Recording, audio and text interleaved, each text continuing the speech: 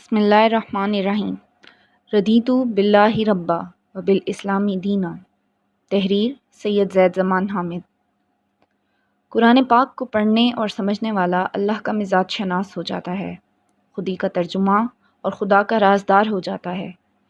اللہ نے قرآن میں پچھلی قوموں کے واقعات اسی لیے بیان فرمائے ہیں کہ ہم ان سے اپنے دور میں اللہ کے مزاج کو جان سکیں۔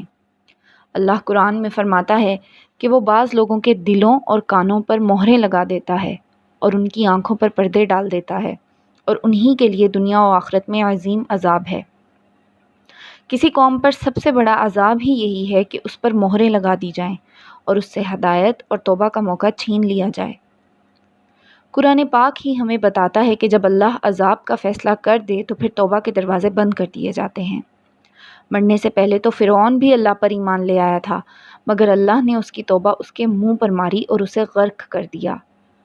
توبہ کا دروازہ عذاب نازل ہونے کے بعد بند کر دیا جاتا ہے۔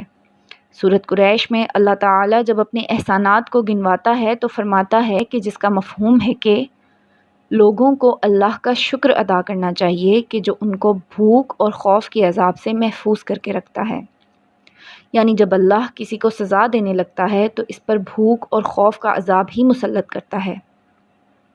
قرآن پاک ہمیں یہ بھی بتاتا ہے کہ یہ اللہ کی سنت ہے کہ وہ وقت کے فرعونوں کو اپنی کمزور ترین مخلوق سے تباہ و برباد بھی کرتا ہے اور رسوا بھی کرتا ہے۔ ابرہہ کے لشکر کو ابابیلوں سے تباہ کروایا، نمرود کو مچھر سے ہلاک کیا، فرعون پر مینڈکوں اور ٹڈی دل کا عذاب بھیجا۔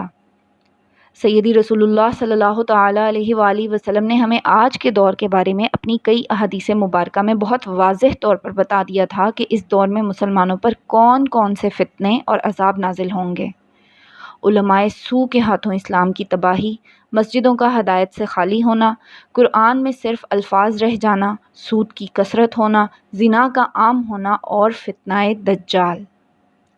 کیا آپ نے کبھی غور کیا ہے کہ آج پوری دنیا میں کوئی ایک جگہ بھی باقی نہیں ہے کہ جہاں پر شریعت اور اللہ کا دین نافذ ہو؟ سیدی رسول اللہ صلی اللہ تعالیٰ علیہ وآلہ وسلم کی حدیث شریف کے مطابق اسلام اپنے آخری دور میں اتنا ہی غریب ہو جائے گا کہ جتنا آغاز میں تھا۔ مسجدیں تو بھری ہوں گی مگر ہدایت سے خالی۔ عربوں کی تباہی کے بارے میں بہت واضح احادیث مبارکہ موجود ہیں۔ عرب بت پرستی دوبارہ شروع کر دیں گے، اونچی اونچی عمارتیں بنانے میں ایک دوسرے سے مقابلہ کریں گے، مکہ کی عمارتیں مکہ کے پہاڑوں سے بلند ہو جائیں گی، عربوں میں موٹاپا عام ہو جائے گا۔ آج پوری دنیا میں جو مسلمانوں کو ذلت و رسوائی و تباہی کا سامنا ہے اس کے بارے میں سیدی رسول اللہ صلی اللہ تعالیٰ علیہ وآلہ وسلم نے بہت واضح فرما دیا تھا کہ مسلمان تعداد میں تو سمندر کی جھاگ کی طرح زیادہ ہوں گے، مگر دنیا کی قومیں انہیں اس طرح کھا جائیں گی کہ جیسے بھوکے دسترخوان پر گرتے ہیں۔ اور مسلمانوں کی اس ذلت و رسوائی کی وجہ بھی سیدی صلی اللہ علیہ وآلہ وسلم نے بیان فرما دی تھی کہ وہ دنیا کی محبت اور موت کے خوف میں مبتلا ہو جائیں گے۔ جب سیدی صلی اللہ تعالیٰ علیہ وآلہ وسلم نے مسلمانوں کی یہ حالت بیان فرمائی تو وہ ان پر اللہ کے عذاب کی شکل بیان فرمائی تھی، ان پر اللہ کا فضل نہیں بیان فرمایا تھا۔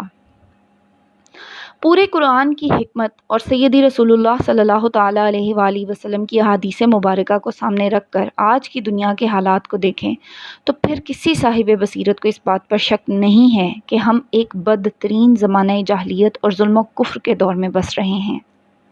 دجال کا نظام پوری طرح پوری دنیا کو اپنی لپیٹ میں لے چکا ہے۔ ہر وہ گناہ کہ جس پر اللہ نے پہلے کی پوری بستیاں تباہ کیں، قومیں ہلاک کیں، آج وہ تمام گناہ پوری شدت کے ساتھ، پوری تشہیر کے ساتھ تمام انسانیت میں رائج ہیں، چاہے زنا ہو، لواطت ہو، سود ہو، قتل و غارت و فساد فی الارض ہو، کفر و شرک و بدعت ہو، اللہ کی شریعت کا انکار یا شیطان کی پوجا ہو۔ سیدی رسول اللہ صلی اللہ تعالیٰ علیہ وآلہ وسلم نے فتنوں اور دجال کے دور کے حوالے سے یہ بھی بیان فرما دیا تھا کہ حج اور عمرے بھی بند ہو جائیں گے۔ آج جو کچھ پوری دنیا میں ہو رہا ہے ہر صاحب نظر جانتا ہے کہ یہ اللہ کی پکڑ، اس کی جانب سے سختی اور سزا کا تازیانہ ہے۔ وقت کے فرعون ایک نظر نہ آنے والے کیڑے کے ہاتھوں تباہ کیے جا رہے ہیں، بھوک اور خوف کا عذاب مسلط کیا جا رہا ہے۔ پاکستان کی بات کریں تو بحیثیت ایک قوم کون سی ضلالت، ظلم اور گناہ اور بے حیائی ہے کہ جو ہم نہیں کر رہے، حکمران ہوں، علماء ہوں یا عام آدمی۔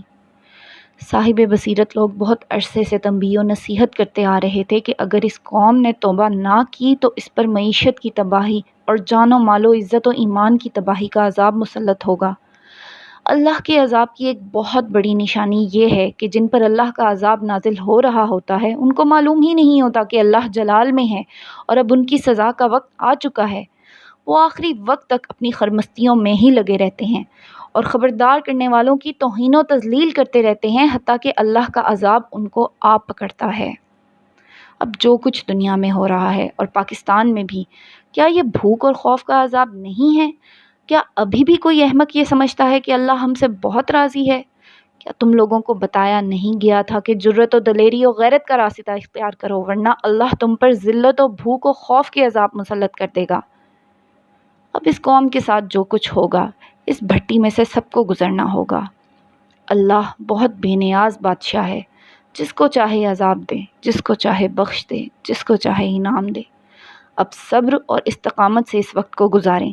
جو فساد پھیلائے گا، ماتم کرے گا، وہی اللہ کے عذاب میں بھی ہوگا۔ اللہ اس پاک سرزمین کی حفاظت فرمائے، مگر اس بستی میں بسنے والوں نے اپنی جانوں پر بہت ظلم کر دیے ہیں۔ یا اللہ گواہ رہنا، رضیت باللہ ربا وبالاسلام دینا وبمحمد صلی اللہ علیہ وآلہ وسلم نبی و رسول۔